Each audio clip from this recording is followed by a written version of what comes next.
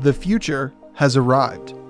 As the world and humanity itself moves faster and faster into unimaginable possibilities, old institutions that built connection and shaped our sense of meaning are falling by the wayside.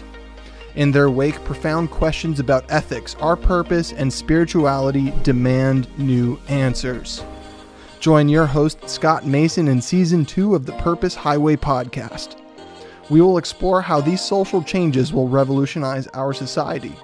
We will learn how they impact our own search for connection and meaning. And we will hear stories of influencers whose lives have had radical change from the inside and found profound connection to others and themselves through a new definition of meaning. The future has arrived. Are you ready?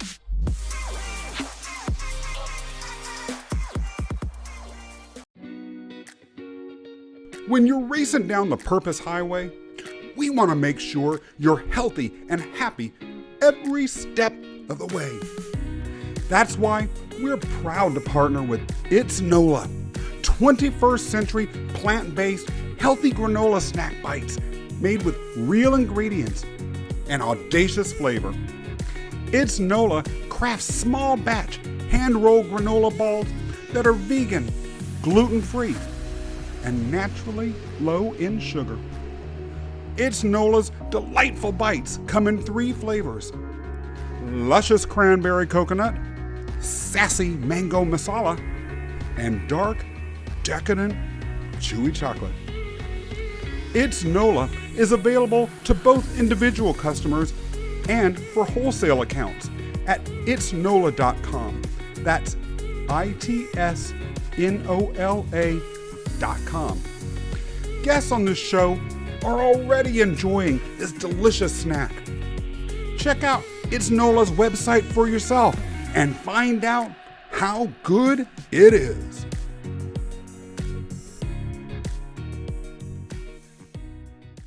Hello, everybody. It's Scott Mason revving up for another race down the Purpose Highway. If you like what we're doing, be sure to subscribe and give us a thumbs up on YouTube or a review on Apple. Now, I am so excited. Sitting next to me today in the front seat is Perry Knoppert. Perry is the founder of the Octopus Movement, which drives acceptance and awareness of the awesome abilities of atypical thinkers and embeds those diverse experiences, expertise, and polymathic skills inside institutions ready and willing to tackle the trickiest challenges of today and tomorrow. Perry is also a photographer, has a YouTube podcast featuring atypical thinkers, which are also called multipotentialites, and an author. In a world where change is accelerating, old ways of thinking are dying, and new narratives have to be constructed in order for our species to survive, Perry represents everything that this show stands for, and that's why I'm so excited to have him here today. Perry, welcome to the show. Wow, Scott. And I find this always the most difficult part of an interview. When I interview people, by the way, I love to sit at your spot and not in this spot, but okay, I will answer your questions. I find it always the beginning is the most difficult part of the interview. And then if everything goes well, it just flows and it's fun. But I'm always a bit stressed on the opening and how do I do this? And you did very well. Thank you. Is that really me you're talking about? That's what I'm thinking. I'm like, wow, seriously? That's interesting. Yeah, isn't that the best when someone tells you about yourself and tells the whole world about yourself and you're like, who is that person that they were just talking about? It ain't me, is it? Exactly. It's really fascinating and maybe we should do that more often. Get yourself interviewed, right? Yeah. And write your bio, create something so the interviewer can talk about. And I saw that recently about a professor going to a student saying, you all get an A+ from me, but you have to write down now why you should have that A plus. And if you write it down for me, I will all give you an A plus, and then we can start to work. And so these kids, these students, they write it down and they behave like towards the reason why they should have that A plus throughout the school year. I think it's wonderful. So writing your own bio for your own interview is also a way how to behave yourself towards your own life in how you want it to be. Marvelous. I absolutely love it. And I think that professor might have been a multipotentialite. But we'll talk about that a little bit later. He's a nonlinear thinker for sure. Definitely. Right? Yeah. Perry, before this episode, we discussed the Greek god Hermes. Now, for those in the audience who might not know exactly who Hermes was, he was the messenger of the gods. But he was also the god of musical instruments, commerce, thieves, those who lived by their wits. And he was the god who guided the dead to the underworld. In other words, he had a very diverse functional portfolio. He also, by the way, was always portrayed as youthful and very funny. Can you, right? And for those of you who are watching the video version of that, yes, there was some symbolism involved in the body language that Perry just used. Perry, can you explain why Hermes, of all of the gods, came up during our conversation and what he represents to you? Thank you, Scott, because I had no clue. Greek mythology, really? And then I had to check it out. And then Hermes, I love the way you pronounce that. So here in Europe, it's Hermès en français. It's Hermes in English. I like that. And I found somewhere in reading about him that he was the mediator between the upper and the underworld. Mm-hmm. And that made me think, I think that's so interesting because I feel I'm the mediator between the linear and the nonlinear world. So it was spot on. And I was reading all of that and I thought, this is so exciting because I think we can agree that the nonlinear world is the world of innovation, of art and culture. And I was reading about him that he did a lot of innovation and he created the alphabet and whatnot. Yep. Very interesting. So that's the nonlinear world. And the underworld of thieves is for me the linear world. Whoa. And I thought, this is so fascinating. Wow. So the thieves is the linear world, and you have the innovation and culture and arts is the nonlinear world. And shit, we live in a linear world these days. There are a lot of thieves. And I was thinking about climate change. I was thinking about the documentaries that I've seen and that we're polluting the planet, that there's poison in food. And apparently we don't care because we want to make as much money as possible. So isn't that a thief then? If you're polluting the planet, you're poisoning people in order to gain as much money as possible, you're a thief, right, Scott? I honestly hadn't thought about it that way because I had thought about climate change in a linear way. However, you're saying something that I want to raise in the context of this particular show from a meta perspective.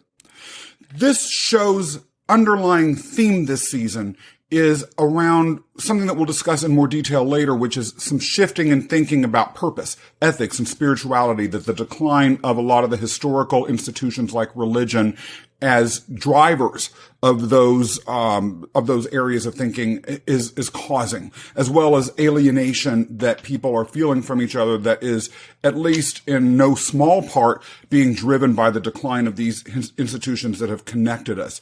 And the reason why I say all of that is because I went into this season and booked guests really intending to focus on the ethical components of these changes, or how this impacted personal transformation, or solutions people might have to spiritual crises that they might be feeling as these changes occur. One thing that has come up repeatedly, again and again and again in this season of the podcast, and by the way, in the first season of my podcast, it never came up. From the first guest up until now even, climate change. And one of the things that has taught me that relates ultimately back to you is that is an issue that perhaps part of our limitations with regards to, that has led to this becoming a more and more and more severe crisis, is related to linear thinking about climate, or about the economy, or about our purpose, or our spirituality, or about religious beliefs themselves, or ethics. Because the people that have spoken about that particular topic have come from the angles of everything from rising secularism to reincarnation to social ethics to just talking about personal self-betterment. And here we are talking about linear versus nonlinear thinking. It's occurring to me that climate change, part of what we're going to need may be some nonlinear thinking, because climate change is such a big, multi-tentacled problem that nothing else can resolve it. A, do you have a reaction to that? B, what is linear thinking? What is nonlinear thinking? Just so there's complete clarity around this. Yeah. Let's go first to what is linear thinking and nonlinear thinking. But I know this is, some people are not watching, but we will just explain what I'm doing right now. I'm a visual thinker. So this, for me, is linear thinking. This is what we learn at school. And what is that I just saw? Just so for those that are listening. Somewhere. Yeah, you want to go somewhere, and you focus on the end result, and you go into a straight line to your focus, to your purpose. And it's a straight line, and everything that comes in your way, you have to remove. Yeah. Right? That's linear thinking. That's what we learn at school. If you want to be successful in life, you need to do well at school. How do you do well at school? You get high grades. End of story. Yeah. It's not about what you learn, how you learn. It's not about learning. It's about the diploma. If you ask students, you have two choices. Or I will give you a Harvard degree, or I give you 4 years of educational fees, and you can decide whatever you want to do. You know what they all will choose? Give me the Harvard degree. Yeah. That's linear thinking. Because if I have my Harvard degree, I will be successful in life. And what does successful in life means in a linear way? I have enough money to buy my happiness. That's it. Yeah. Sorry. And this is, of course, I'm painting with a very big piece of work with black paint and white. And I know there are nuances, and don't call me, this is all ridiculous. I understand, but I have to make something very clear. And then what is nonlinear thinking? That's who I am. And that's this, I want to go somewhere. I want to learn something, and I'm not sure how I'm going to do this. And I will accept all the things that will happen in my life, and that has an impact, an influence in what I'm doing, in eventually having my result. And a nonlinear thinker isn't only going for the end result and success and money. As a nonlinear thinker, you're enjoying that ride. You don't want the Harvard degree just like that. You want to be at Harvard. You want to study at Harvard. You want to be doing research, and you don't want to do it as fast as possible. You want to do it as slowly as possible because you're enjoying this. And that's for me, nonlinear thinking. I get a message now that your video has been disabled, but you can still see me, Scott? Yes, and I can hear you. Okay, that's cool. So that's linear and nonlinear thinking for me. And how did I come up with nonlinear thinking? It's because of the interviews that I've done with 84 multipotentialites all over the world, that I was curious in who are these people? Why do they call themselves a multipotentialite? Being someone who is not a single specialist, but a multi-specialist who does more than one thing. And I discovered so many things, and I discovered a link between multipotentiality and neurodiversity and the brain and everything that's going on. And that eventually came with me as nonlinear thinking, doing it in a different way. And to go back to your first question, climate change regards to linear, nonlinear thinking, I think, but maybe I'm too nonlinear in that perspective. I think discrimination, women's rights, climate change, the food on the planet, everything is related with the linear thinking. I think we've lost it. Wow. I think we're in one big assembly line of life towards that end goal in getting as much money as possible, that we eliminating the things that are in our way, and we're not taking the nonlinear route anymore. I think that's what the problem is. If I look at women's rights, it's not. I'm going to do research about this, but I'm going to make a statement. I think the women in power that are doing very well are women that are very linear. And I think most of the women are, in a way, very nonlinear. And I think men are, in a way, very linear. So it's a male-dominated world in a very linear organization where it's difficult for women to do their thing because they're nonlinear. And I think there's the misfit. And that's what's going wrong, in my stupid, humble, Hermes opinion. I think.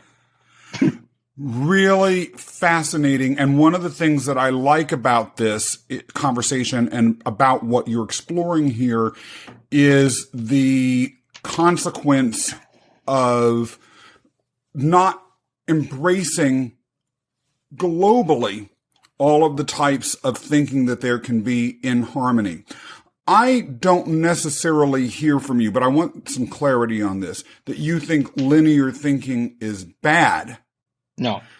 I'm hearing that you believe that we have overvalued it or over-leveraged it in our society, and that ultimately, because we're all thinking in these single-lane highway modes or in these silos, we're not necessarily integrating the whole picture together. I mean, we talked about climate change a minute ago, but you are right about one thing.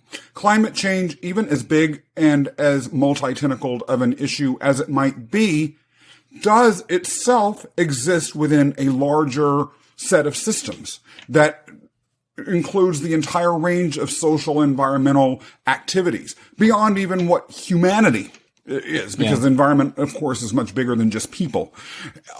Really deep, really difficult for a lot of people to grasp, but I'm also intrigued by the fact that that's the approach to it that you seem to jump to right away. Have you always known that you didn't think the same way as other people?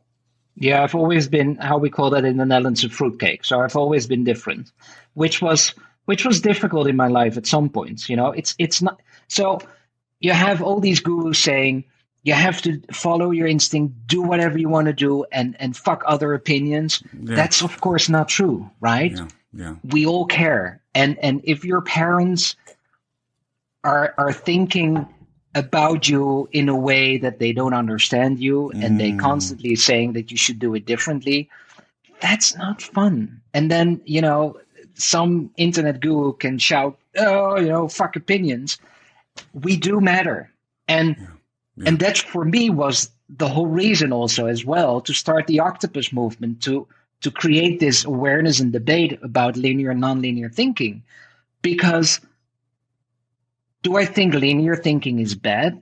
No, but linear thinkers should stop judging nonlinear thinkers. So this is weird. If I say something negative about linear thinkers, then immediately people will jump on me and say, "But are you against linear thinkers? And this, you're judgmental and whatever." But if I send my resume to a big company, to the HR department, they will never invite me for a conversation because they use artificial intelligence to scan my resume, and it will never happen. And that's okay. It's not. They're missing out on amazing people that don't fit in the box. Well, and that's an interesting point, because it goes as to a question that may be worth exploring now, or maybe at some point down the road in another conversation, as to what extent artificial intelligence is truly capturing the full range of intelligence, if artificial intelligence is linear in its purpose and its focus.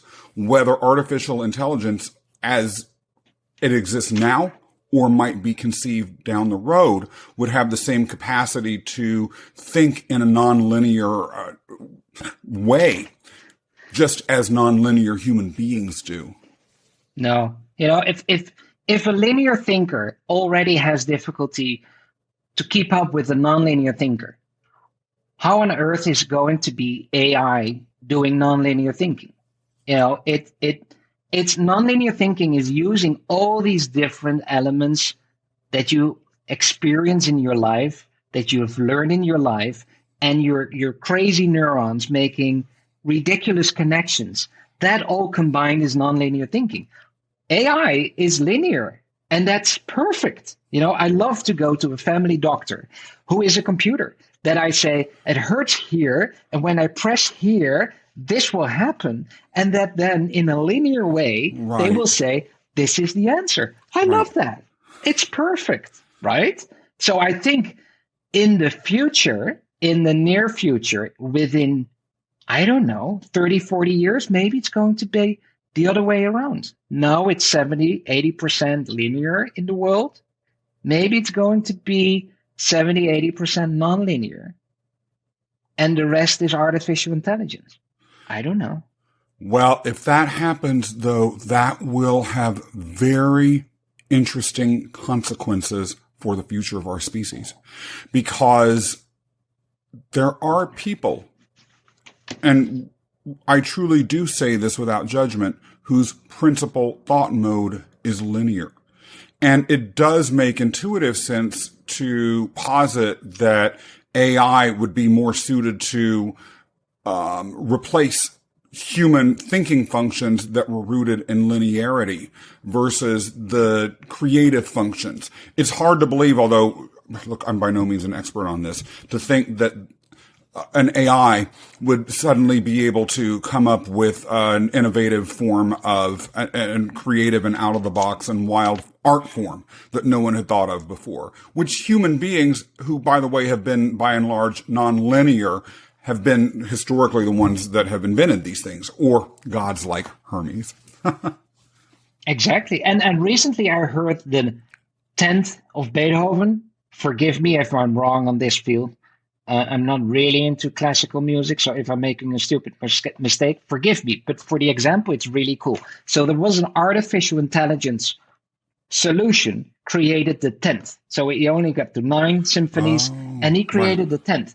And he used, in an artificial way, all the 9 symphonies and find the pattern of thinking there and use that for the 10th. And then I was listening to the 10th. Beautiful. But you were missing the essence, the soul. So it's possible. So people that are in favor of artificial intelligence will say, no, they're possible of nonlinear thinking. But it's also almost like someone who is very young and has read all the books about life and is now telling me at age 18 how I should live because he has read all the books and he knows everything about it. And he's absolutely true. It makes sense on everything he's saying, but he's missing the shit we've had in our lives that we're not talking about, but you can feel it in our voice, and we can sense it in the brain frequency, and that creates beauty. So nonlinear thinking for me is beautiful, and linear thinking is also beautiful. We need that. I use linear thinking as well, and I think it's a yin and yang. If we create more balance there, then I believe we can create a better world, and we don't have to go to Mars, and we can stay on Earth, and maybe we will be fine. But we need to change something there. First step is awareness. Talk about with you, this is nonlinear thinking for me. That's a big first step. And to create the Octopus Movement and say nonlinear thinking is like an octopus. It's 3 hearts, 9 brains, and 8 arms. Different. It's close to neurodiversity. People with dyslexia and ADHD, people with autism, 90% of people with autism have difficulty in finding a job. Mm-hmm. Why? These people are brilliant, but it works differently. So you can't put them in a box, but they're magnificent. But we love that single route to our goal in life. And if I go to clubhouses, these massive rooms in how to make $1 million within 3 months, so many people are following that. And I'm thinking constantly, wow, lots of new millionaires are coming up. It's incredible. It's bullshit. The one is, you agree, right? I mean, it's sort of hard to believe that if it was really working, these rooms would continue to be full, because everyone would have their millions and be so busy spending them that they wouldn't need to be there. Not only that, but it would be making the news. It would be such a sudden economic shift that it would be disrupting our entire world, basically. And I'm not saying they're not right. So if they found their way to be a millionaire, that's their way, and it's perfect. And that they want to share that with others. This is how I did it. Perfect. And this is the route to follow. Perfect. But we all have different lives. We all have different energies. We all have a different gut feeling. So if you don't allow to follow that path in a nonlinear way, you will not make it. And then in the end, you're waiting for your million, and you get stressed out, and you're not happy. And you're pretending to be happy and making pictures of yourself on Instagram saying, I'm on top of the world, but I'm not. Yeah. Let's go back to the Greek myths again for a minute. There is a whole body of Greek mythology that's focused on the heroes. Most of the heroes were leaders. And many were creators of something. They might have created a kingdom. They might have created a field of knowledge. Or they might have created an incredible legacy for themselves. They all had something in common, though, that isn't frequently discussed, but that's very relevant to our conversation. I'm just going to give 3 examples here. The hero Perseus had to figure out a way to cut off Medusa's head without looking at her, or else he would turn to stone. Hercules had to figure out how to clean some indescribably filthy stables. He did it by diverting rivers into them.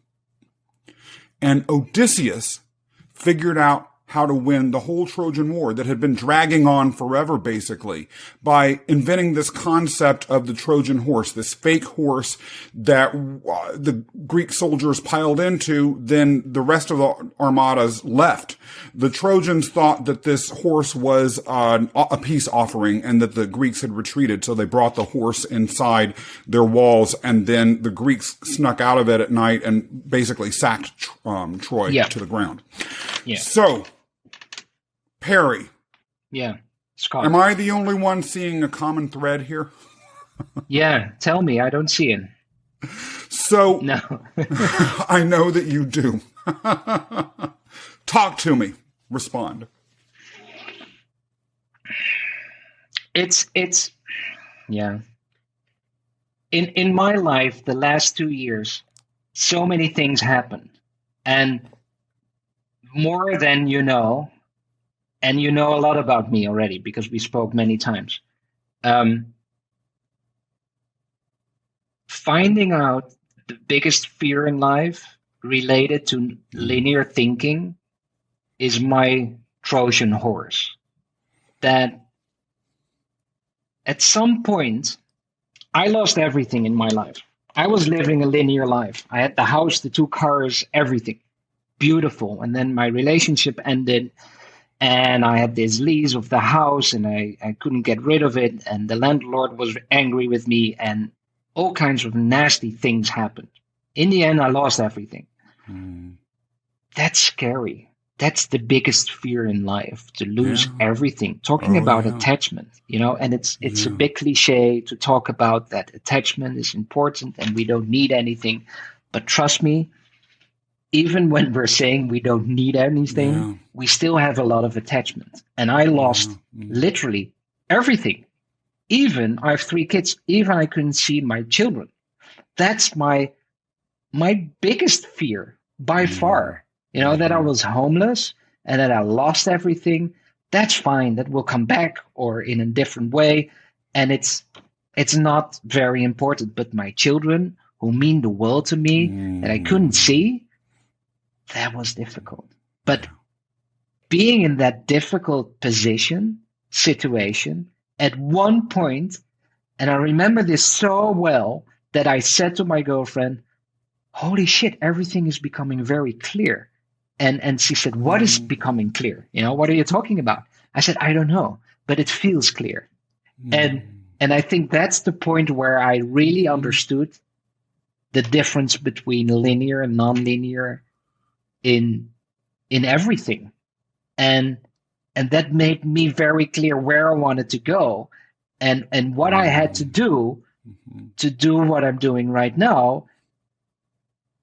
And that it feels good to do that right now. I'm not doing this for my ego. It's not for. I'm asking myself this many times. Why am I doing this? I don't know. And the whole movement also just happened organically. I was interviewing people, talking with people, being homeless, but I wanted to do something meaningful in life. So I kept going on these interviews. And it's also to deal with the pain inside of missing your children. So I had to be useful. I had to do something that makes sense. Otherwise, my whole life doesn't mean anything anymore.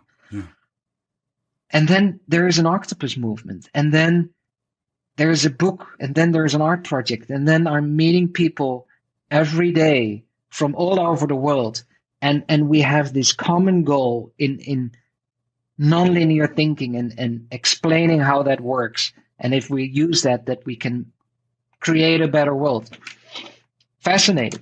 I don't know if I answered your question, but this is how I felt, how I should have answered your question. I don't know and if I did well. That is how the question needed to be answered. Exactly. How you felt it needed to be answered. One thing that strikes me hearing what you just said, by the way, is on another mythological theme, the Hawaiian god Kanaloa. Kanaloa would receive prayers if you were a sea person and were afraid of crossing dangerous waters. Kanaloa was an octopus. One thing going back to these Greek stories was that the myths really symbolized the values that they believed made someone great. And these stories and the values that they represent have been so enduring for 6,000 years because they speak to people. Yeah. And so in each of the stories that I mentioned earlier, nonlinear thinking saved the day.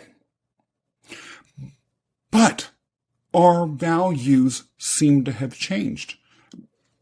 Why exactly do you think that we as a society have come to overvalue linearity as a thinking mode? Do you have any theories about that, or do you know anything about what might have caused this? We had to go to the moon, you know. That's that's the over specialization in the world is the lean thinking, the assembly line thinking. It's creating your specialty. And in order to do that all together, we could achieve amazing things. And that's true. With linear thinking, if you combine that, a lot of linear thinking together, you can achieve amazing things about something that is set in stone. We're going to the moon. So we're going to the moon, and we need a space shuttle. In order to get the space shuttle, we need to have as many specialists as possible. So we're not going to the moon anymore. We want to go to Mars. But we don't know how to do it exactly. So this is what have changed, is we're going to close an amount of time of over specializing in our thinking in order to create a new beginning. And I think that's why 70% is linear thinking. And again, there's nothing wrong with that, but that's the result of going to the moon. And I think now with the internet and self-publishing and self-podcasting and look at education. It's fabulous. I need 10 minutes, regardless what it is, and I can find the answer for free, how to do it. Yeah. Well, fuck linear thinking. It's if you're an educator, that's difficult. So you create a program for your students. This is what we're going to learn this school year.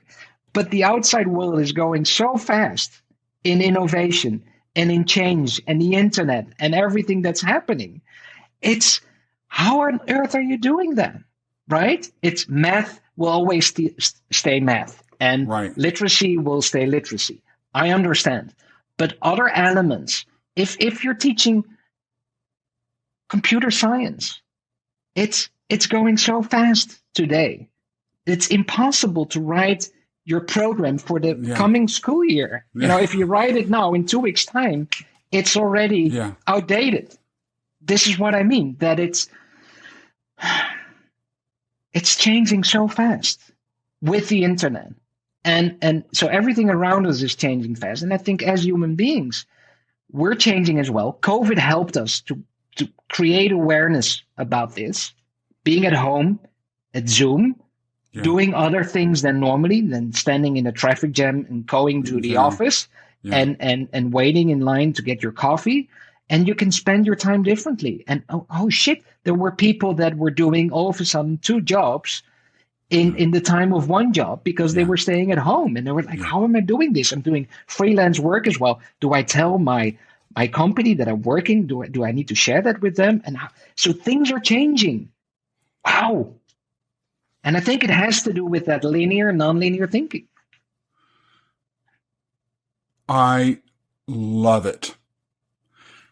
One interesting question that I have that is embedded in what you just said goes as to, though, particularly when thinking about going to the moon versus going to Mars, that I, as someone who tends to think in a very multilinear way, I was having a meeting / kind of interview for some work actually earlier this week. And the person looked at my work history and said, in a way that I am choosing to interpret in a positive way, Scott, your work history is very colorful. Very colorful. Oh, that's a nice one. I like that. I chose to take it, like I said, in a positive way. I'm not sure if that's how it was intended, but I'm sure, we all have choice in our lives.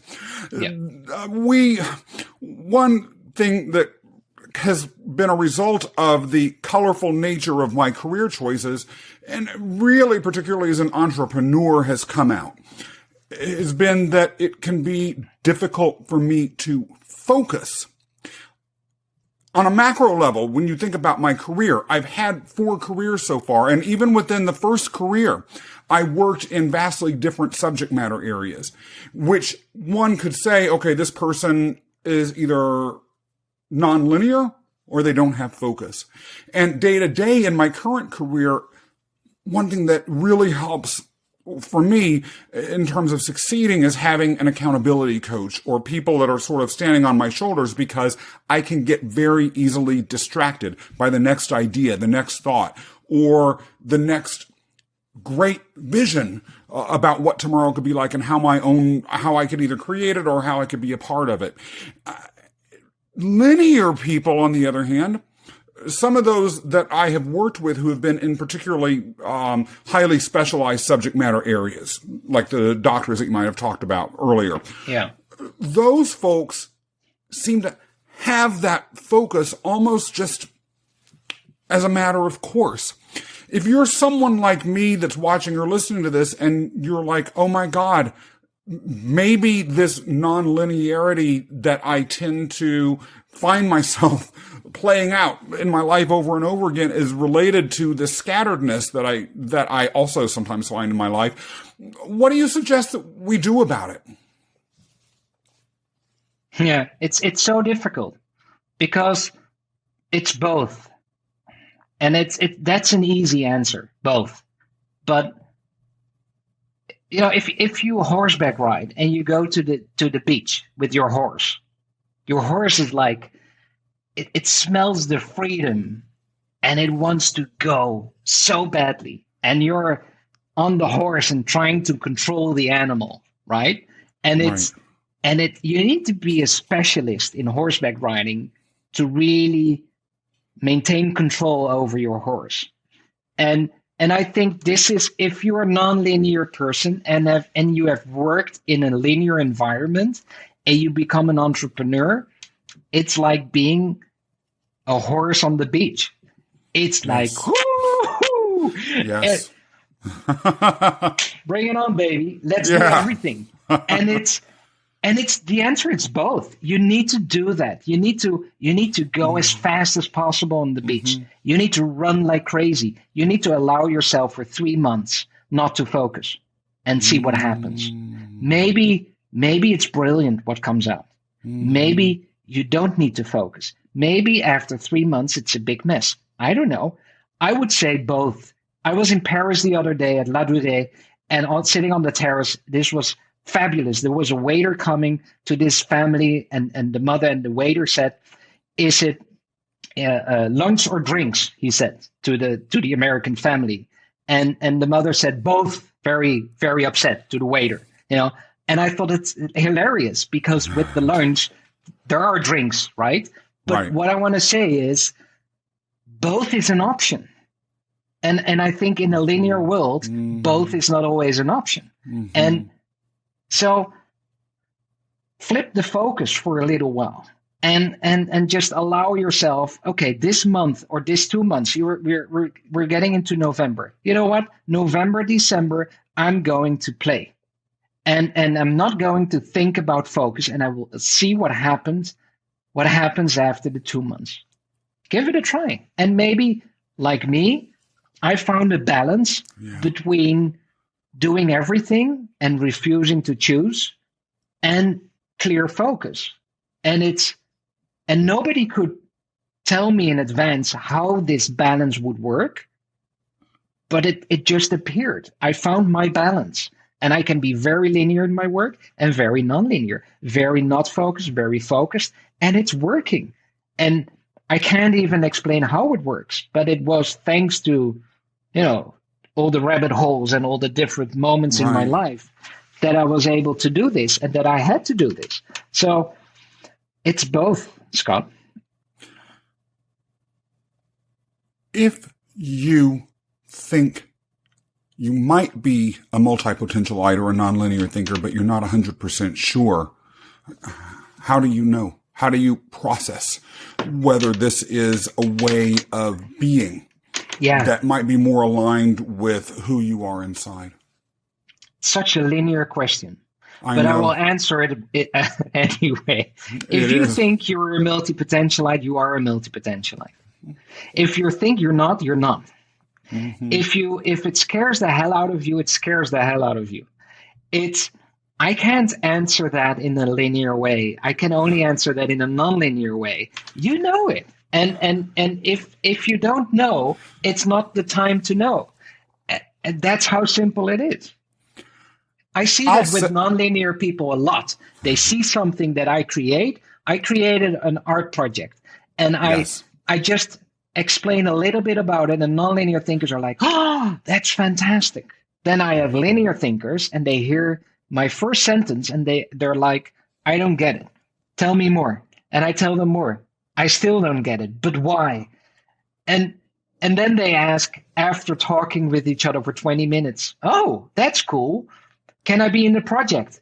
No, of course not. You're linear. That's fine, but I'm looking for nonlinear people. So you know when you're nonlinear, when you're a multipotentialite, when you're a scanner. And if you don't know, buy the book Refuse to Choose from Barbara Sher. It's wonderful. She is saying to you, don't focus. Do everything, even you are aware of the fact that you're going to fuck up everything. It's fine. This is your journey in your life. Refuse to choose. Beautiful book. I have another tip that I'll just throw in that goes as to your answer. Take a look at your LinkedIn page, which will be in the show notes, because I will never forget the person who introduced you and I, Mark Halpert, who, by the way, was a prior guest on this show, gave me, I think he introduced us either through LinkedIn or he, in the introductory email, if it was by email, I don't remember which, gave me LinkedIn. Yeah. Okay. It was a LinkedIn introduction. Yeah. And of course, the first thing that I did was look at your website, or I'm sorry, at your profile page. And I was electrified. I knew it was like I was hit by Zeus's thunderbolt. I knew that that's who I was. And if you recall, my response to you was very excited. I usually only allot a very short time period for introductions. In your case, for instance, I allotted a much greater time, even though it took us a little bit longer to meet, because I knew this was someone that I had to get to know. And to me, that is a classic example of exactly what you're talking about. I had not had the framework to name how I felt I was experiencing the world. But when that was in front of me, in the form of your LinkedIn profile, it spoke to me so urgently and so powerfully that there's never been any doubt since. And just by the way, that LinkedIn profile page, even before we met, it had me thinking for days afterwards about my life. And that's the power of your LinkedIn profile, or the power of throwing out terms that are meaningful to capture people in their search for understanding who and what they might be, and why they might have had some of the challenges in their lives. Yeah.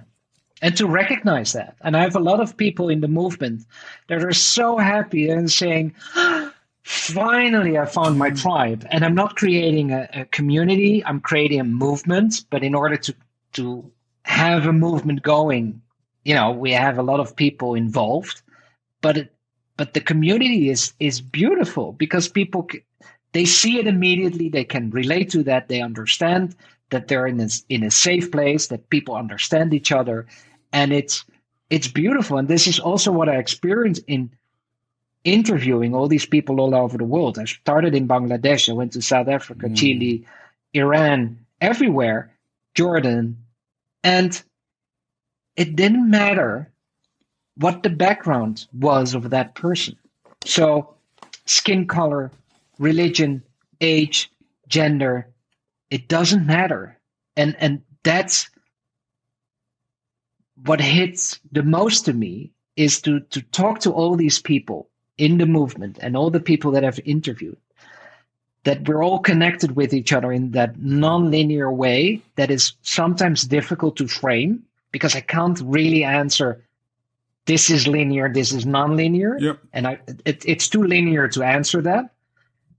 And people relate to each other, and it's beautiful. There is no discrimination. It doesn't matter what skin color someone has. Yeah. And I find it very linear if that's an issue. Yeah.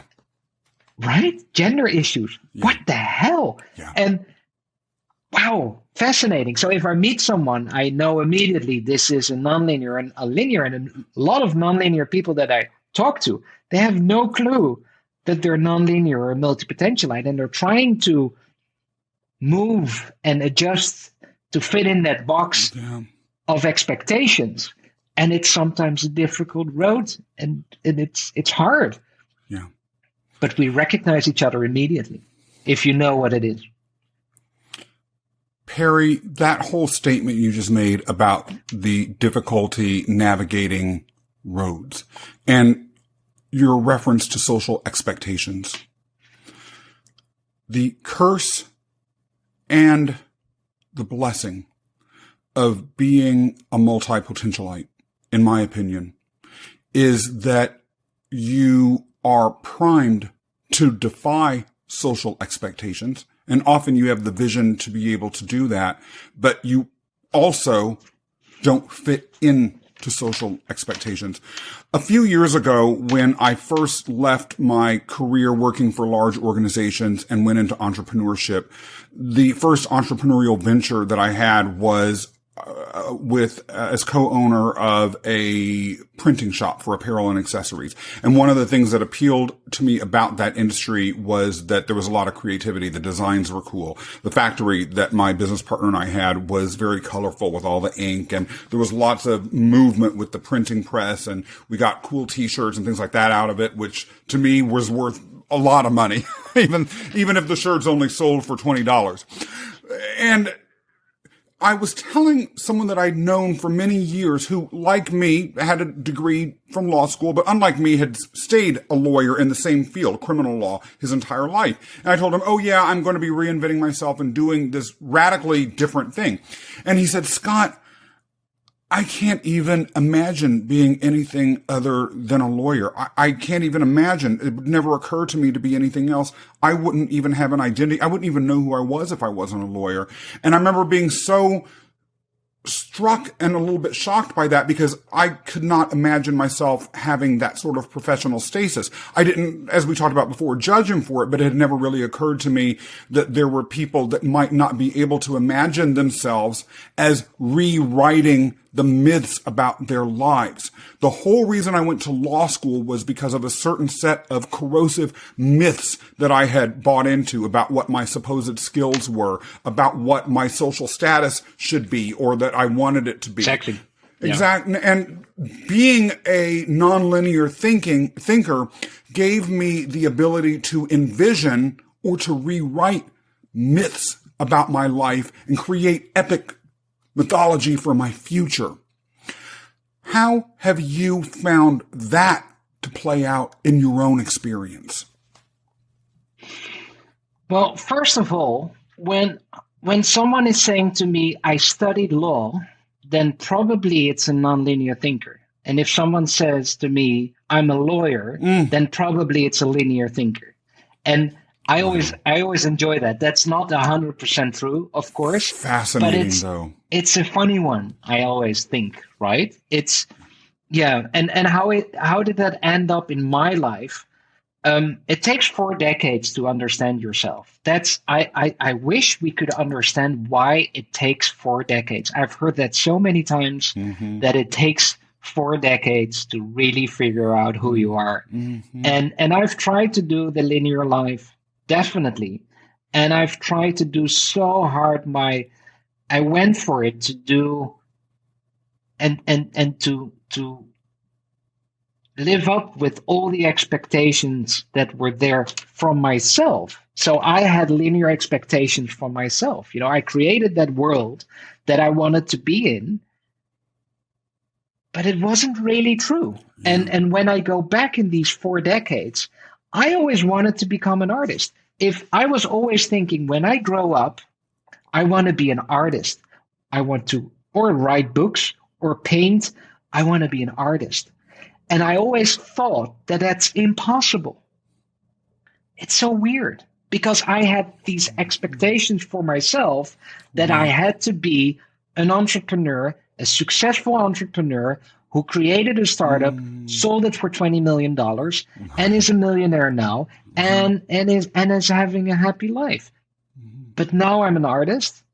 There's no money, and I'm very happy. So, yeah, it's and how did I figure that out? It takes 4 decades. It takes a lot of shit and pain in your life as well. I've been very sick. That also helped. I had a brain injury, a brain infection. I was in hospital for 6 weeks. I couldn't walk, I couldn't talk, and it was awful. And it made me think. And then you come out of the hospital, you almost died, and then you're not there yet and then you think, that's also a big cliche. I have almost died, and now I see the world totally different. Yeah. No, that's not the case. It's just a step, a tiny little step, and another step, and another step. And then finally I discovered, oh shit, I need to be who I am, which is a nonlinear thinker. Yeah. I want to go really big picture here for a minute again. As we mentioned earlier, we are living in a silent revolution of thought around how people connect to their purpose, their spirituality, their ethics. And it has been, as we also mentioned earlier, triggered by the failure of a lot of the historical institutions that have guided us and connected us as we search for these sorts of meaning in our lives. And the failure of these institutions has led to a secret plague of alienation and mistrust that's causing a lot of distress in our society. Talking less about the sciences and personal career choices and things like that, talk to us about the relationship, if you see any, between nonlinear thinking and the future of spirituality, the future of ethics, the future of even religion itself. Yeah, and I think spirituality is very important if you can connect to that in a nonlinear way. What I mean with that is, I need to be careful here. Well, I'm Dutch, so I'm going to be very direct. Who cares? I see people that go into spirituality and they change their money ego into spirituality. It's a difficult word for me to pronounce. English is not my first language. Sorry, guys. Spirituality. It sounds horrible. Anyway, and then their ego becomes that spirituality that is all of a sudden, this is how you should live. Wow. And I know it all now. And listen, you need to yoga, you need to meditate every day, and you need to do this and this. And I think that spirituality is something from yourself. It's if you're going to be meditating in front of your window so the whole street can see you every morning sitting there meditating, you didn't get the message very well, right? You change your ego into meditation. Yeah. I meditate when I'm under the shower. I don't know if I'm doing a good job. This is my meditation. I meditate when I walk the dog. I meditate when I don't think I'm meditating. And I hope that I meditate. It's that spirituality is for me is super cool because the nonlinear thinking is also an element of your limbic gut thinking, that it's not always in line with your expectations. Mm-hmm. So spirituality is super important to me. And religion, I haven't thought about religion much. And I think we need religion, to hold on to in difficult times. And you can't find it with yourself, and you need guidance, and you need someone to say, it's going to be fine, or you have to trust this or that. And it's an interesting topic, and I have to come back on that one to really think it well in how that relates to nonlinear thinking. And I don't know. I don't have an answer there. Spirituality, yes, I have a clear vision in that. And I think if you do spirituality in a linear way, I don't think it's really, you know Eckhart Tolle, right? With his book, Power of Now and A New World or New Earth or whatever. And he gets so many questions that I find so fascinating. So Mr. Tolle, I've read your book about the power of now, and I get it. But my wife doesn't get it. How do I make sure she gets it as well? So then he gives a very nice and polite answer. But what he really wants to say, I think, is you need to read the book again. I don't think you get it. Mm-hmm. You see what I mean? It's right? Yeah. Absolutely. That's then the ego saying, "Oh, I know it all," and also with nonlinear thinking, I think I know it all now. Hell no, I'm learning every day, and I think many times, and I see myself, and probably when I see myself in this interview, I'm also thinking, Perry, seriously, what the hell are you talking about? Are you kidding me? And that's fascinating to me. And, you know, and it feels like I have to do this. Spirituality is very important. It's necessary to understand that very well. I think we're connected as well in a special way. I think we're connected even right now, Scott. And I think even now on the internet, I'm in Europe, you're in the US. So there's a dark fiber optic cable on the ocean floor, and there are ones and zeros going there, bleep, bleep, lights, and still I can feel you. How on earth is that possible? How is that our brain frequency can connect even through a video screen on a laptop? And I have no idea. Yeah. But I think it's fascinating. It genuinely is. And I'm actually grateful to be living in a time when we can have this sort of connection across such a vast distance and be able to be people that are connecting to each other this way, as well as those that might be listening to or watching this, and especially those that are listening, they might just be hearing your voice and my voice. But many of them, and I've gotten feedback about this, and I have no doubt I'll get feedback about your episode as well, they feel connected to the person that's speaking, to the guest and what they're saying in that message. And it's a powerful, powerful quality that we have that to me is bigger than purely the physical. Perry, tell us about some things that you're involved in and what's coming up for you. Project 398. I'm so excited about that. That's an art project that I'm doing with the movement, with the Octopus Movement. It's 398 nonlinear thinkers together in an art book, in an art exhibition. Who are these nonlinear thinkers? Let's celebrate nonlinear thinking.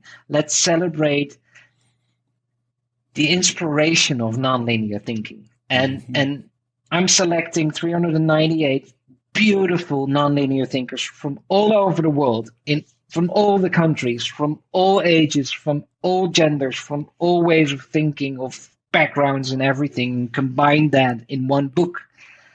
And that's going to be a very nonlinear art book with beautiful photos and beautiful stories. And I can't wait to present that to the world and say, this is nonlinear thinking. I love it. In a nonlinear way, with an exhibition, with videos, with interviews, with photos, with stories. What are we talking about? And you can touch it. You know, you can hold the book in your hands. It's going to be 800 pages. Huge motherfucking heavy book. Like, wow. So nonlinear thinking becomes heavy all of a sudden. Beautiful people. Love the symbolism of that, by the way. Beautiful people. Why 398? It's an octopus. 3 hearts, 9 brains, and 8 arms. 3 hearts, 9 brains, and 8 arms. Octopuses are amazing. They're as clever as dogs. You know, that's why an octopus can remember you. They can recognize you. If you haven't seen this movie, go and watch that movie on Netflix right now. It's called My Octopus Teacher. It's a brilliant story about an octopus, about someone in life. You should interview him as well, Scott. He was soul searching. He was searching for the purpose in his life. Yeah. And he found his teacher, which is an octopus. It's a beautiful movie. From South Africa. It's magnificent. I love the suggestion, and I may just have to actually watch that movie. Thank you for that. Exactly. So watch that movie. Project 398 book will be released beginning next year. There's still, how do you say that, page available for people who want to be in the project. How do you become in this project? How do you enter this project? Go to the website of the Octopus Movement, go to projects, you see Project 398, and all the other projects we're doing. And then you can apply it to be in this project. And we just want to know who you are. What kind of nonlinear thinker are you? Where are you? What are you doing? How old are you? And your background, everything. We want to know who you are, and I'm trusting our gut feeling to select the right people to create this incredible nonlinear story. So that's what's happening. Well, the Octopus Movement is what's happening. The interviews is what's happening. I'm writing a book. That's what's happening. I'm visiting schools to talk about nonlinear thinking for kids, to explain them what neurodiversity is, what is multipotentiality, what happens when you have dyspraxia, dyslexia, ADHD. Why is your brain wired differently? How cool are you if you have these superpowers of nonlinear thinkers? And talk to these kids. I went to school last week, 9-year-olds. Amazing, these kids. It was so much fun, but they had no clue. Nobody ever talks about that normally. So they were so excited. They wanted to ask me so many questions. They loved it. I'm like, really? And then so everybody's special, but then you're a little bit more special if you have right? And I asked the kids at some point, what do you want to become in life? And they would say, I want to be a lawyer, or I want to be a podcaster, or I want to be a writer. Surprise, surprise, you can be it all. You can be and a lawyer, and a podcaster, and a writer, right, Scott? And you can be very good at it. And it's amazing. And these kids were saying, no way, that's not true. They're 9. No way, that's their response. So I teach at schools. I give speeches. I do everything that is related to nonlinear thinking. We're even creating a museum of nonlinear art. We'll talk about that next time. It's super cool. It's photos, it's questions combined, and it's a very nonlinear way. We even are creating a nonlinear award for education. Yeah, a lot. I love it. I love it. And even more. The octopus has many tentacles, many arms, and we're hearing just about some of them right now. Where can people find out more about you, Perry? I've already raved about your LinkedIn profile. Where else can people go if they need to know more about you now? And I'm sure many of them will. For me personally, you can go to perryknoppert.art. That's my private personal website. And I've tried for a long time, and I hope I succeeded, to create that multi-potentialite thing all together in one website. Yeah. Because it's super difficult. How do you do that? And I did my best, and I hope I succeeded. So perryknoppert.art, you can read about what I do. And you have, of course, the octopusmovement.org, which is the foundation worldwide of nonlinear thinking. My LinkedIn profile, I have 10 Instagram accounts. There are too many. Twitter accounts. I'm not on TikTok. I'm searching how to be on TikTok, and it will come one day. And I'm on YouTube. You can see my interviews on YouTube. That's fun. And I interviewed this amazing person from New York. His name is Scott Mason. And I think it was a wonderful interview. Really, really, really super cool to interview you, Scott. And thank you. And I think talking about how you can feel a conversation, well, that happened very well there in our conversation. So you can check that out on YouTube. And that's Perry K. Multipotentialite as my name on YouTube. And breathe. I love it. Perry, it has been great taking a ride with you today. Thank you for joining us. And for everyone tuning in, if you like this episode, please be sure to subscribe and leave a review on Apple or a comment on YouTube. And I will see you next time for another ride down the Purpose Highway. When you're racing down the Purpose Highway, we want to make sure you're healthy and happy every step of the way.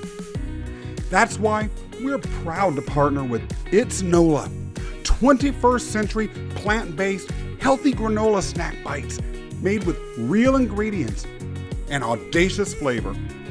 It's NOLA crafts small batch hand-rolled granola balls that are vegan, gluten-free, and naturally low in sugar. It's NOLA's delightful bites come in 3 flavors: luscious cranberry coconut, sassy mango masala, and dark, decadent, chewy chocolate. It's NOLA is available to both individual customers and for wholesale accounts at itsnola.com. That's ITSNOLA.com. Guests on this show are already enjoying this delicious snack. Check out It's NOLA's website for yourself and find out how good it is.